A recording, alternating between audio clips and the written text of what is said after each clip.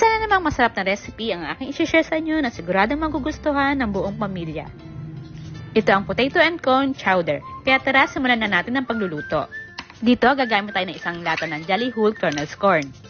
Simulan natin ito sa pag-melt ng butter. Kapag melt ng butter, ilagay na ang bacon, lutuin lamang ito hanggang sa maging crispy ito. Magtabi ng konti for toppings.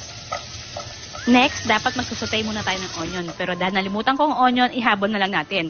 Ilagay ang celery, carrots, garlic at thyme. At kapag naigisa na ang lahat, ilagay na natin ng flour.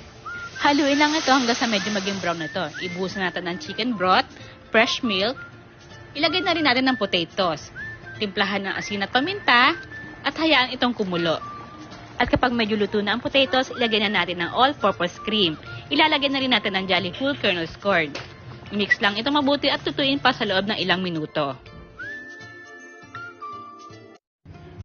Isa na namang masarap na recipe ang aking i-share sa inyo na siguradong magugustuhan ng buong pamilya. Ito ang potato and corn chowder, kaya tara simulan na natin ang pagluluto. Dito gagamit tayo ng isang lata ng Jolly Whole Kernels corn. Simulan natin ito sa pag-melt ng butter. Kapag melt ng butter, ilagay na ang bacon, lutuin lamang ito hanggang sa maging crispy ito. Magtabi ng konti for toppings. Next, dapat magsusutay muna tayo ng onion. Pero dahil nalimutan ko ang onion, ihabol na lang natin. Ilagay ang celery, carrots, garlic at thyme. At kapag naigisa na ang lahat, ilagay na natin ng flour. Haluin lang ito hanggang sa medyo maging brown na ito. Ibuhusan natin ng chicken broth, fresh milk. Ilagay na rin natin ng potatoes. Timplahan ng asin at paminta at hayaan itong kumulo. At kapag medyo luto na ang potatoes, ilagay na natin ng all-purpose cream. Ilalagay na rin natin ng Jolly Whole Kernels corn. I-mix lang ito mabuti at tutuin pa sa loob ng ilang minuto.